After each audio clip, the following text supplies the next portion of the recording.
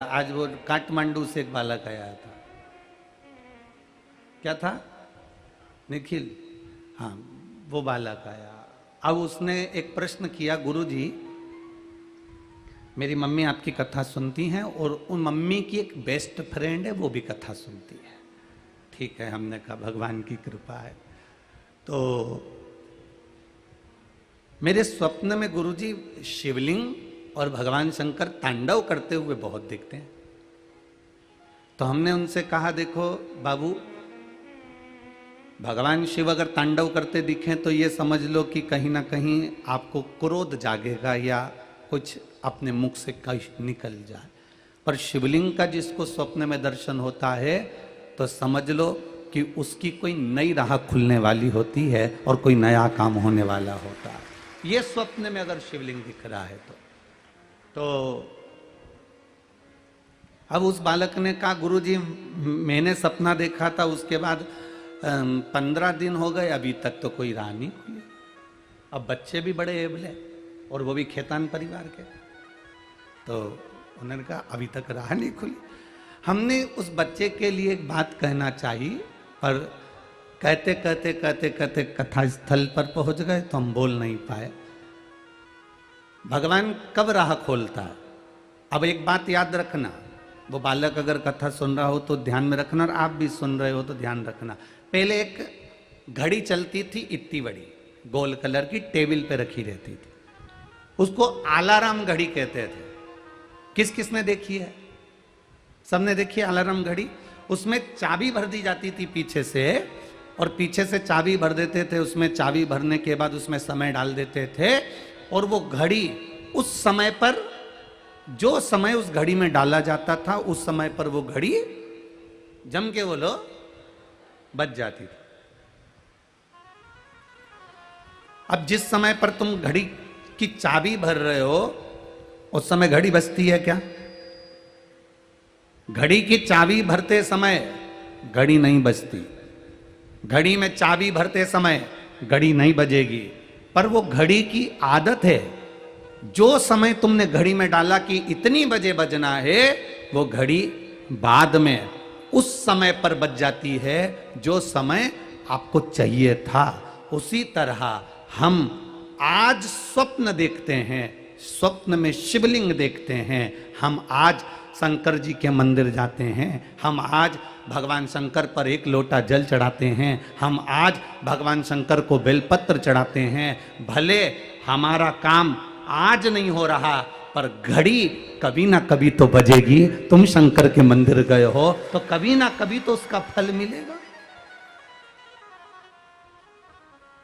तुम शिव जी के मंदिर गए हो तो उसका फल कभी ना कभी जरूर मिलेगा। तुम भगवान शंकर की चौखट पर गए हो तो उसका फल तुम्हें जरूर कभी ना कभी मिलेगा। तुम भगवान के द्वार गए हो तो उसका फल तुम्हें जरूर मिलेगा। तुमने अगर शिव महापुराण की कथा को पंडाल में बैठकर श्रवण किया है, टीवी पर सुना, मोबाइल पर सुना, उसका फल कभी ना कभी जरूर मिलेगा।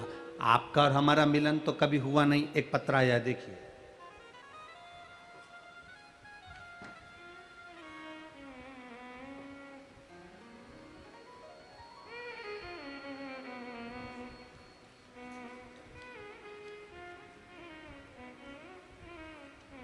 अंजना कोट, घर अंजना कोट, प्रखंड मोतीपुर, जिला मुजफ्फरपुर, बिहार की रहने वाली हूं। कहीं बैठी हो तो हाथ हिलाइएगा।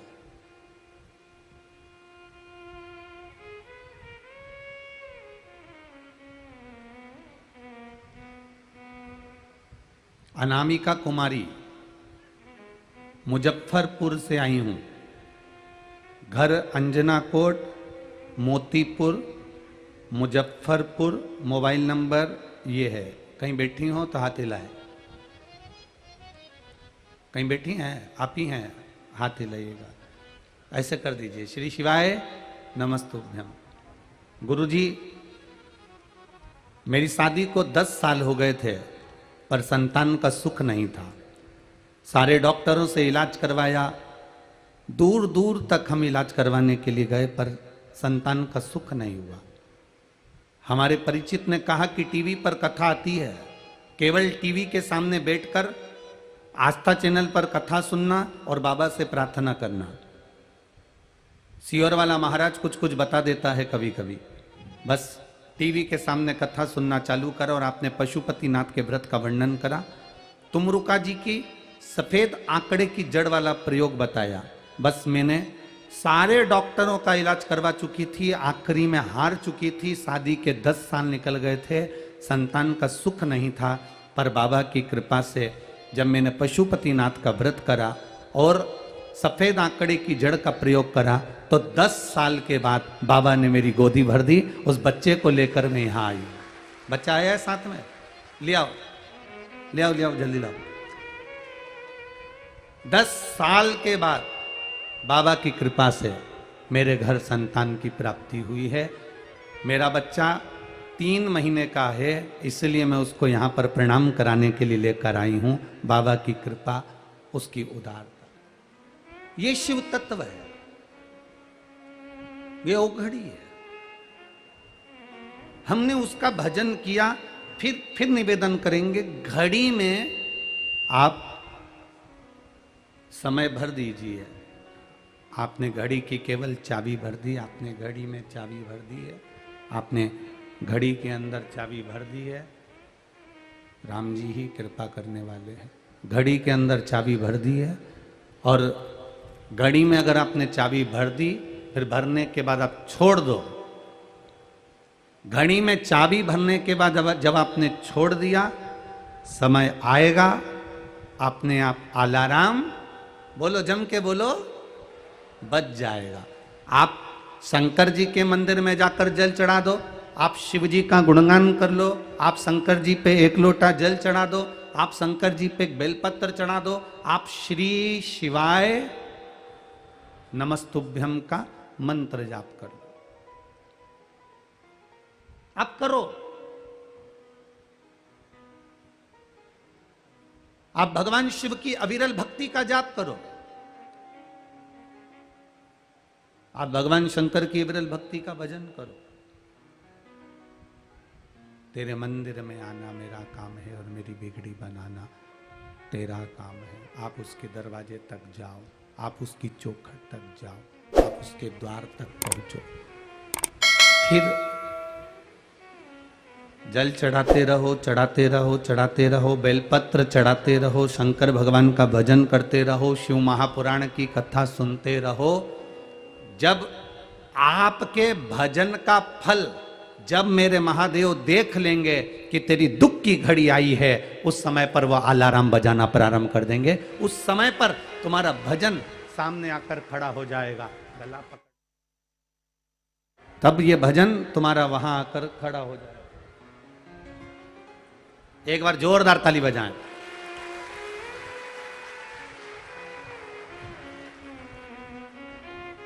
बोल काशी विश्वनाथ भगवान की, डोलेश्वर महादेव की, कुबरेश्वर महादेव की।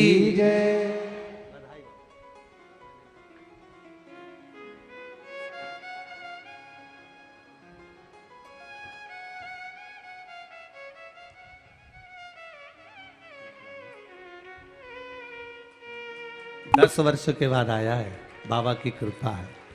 शिव तत्व की ओर जाएं, हम करें उसका भजन, हम करें उसका स्मरण, हम करें उसका मंत्र जाप, हम करें उसका नाम जाप।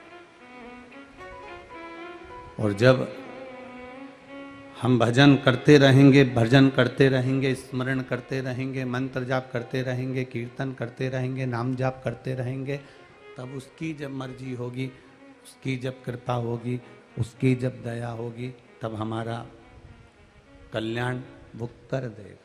ये उसके ऊपर है, ये उसकी करुणा के ऊपर है। तेरे मंदिर में आना मेरा काम है और मेरी बिगड़ी बनाना तेरा काम है। हम उसकी चौखट तक पहुंच जाएं, हम उसके द्वार तक पहुंच जाएं, हम उसके दरवाजे तक पहुंच जाएं, फिर मर्जी उसकी है, वो क्या साध रहा है, क्या कर रहा है, ये उसके ऊपर है।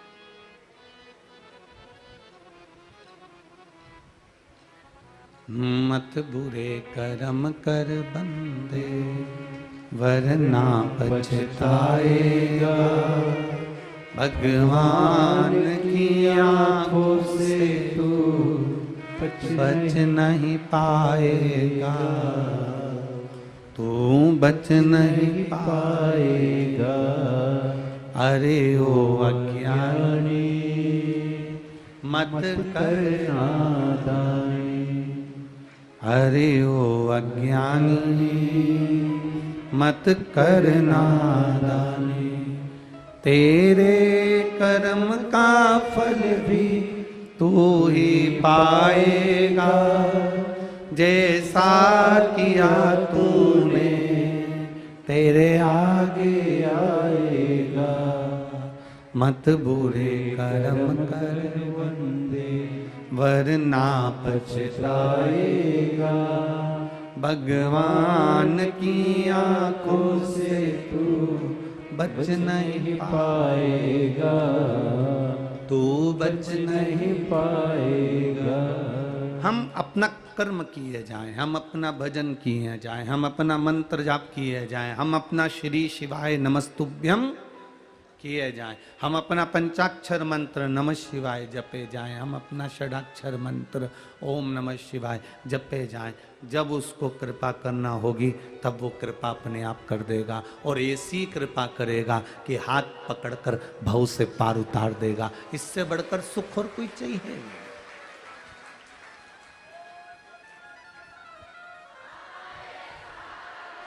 उससे ज्यादा सुख का अनुभव क्या हो।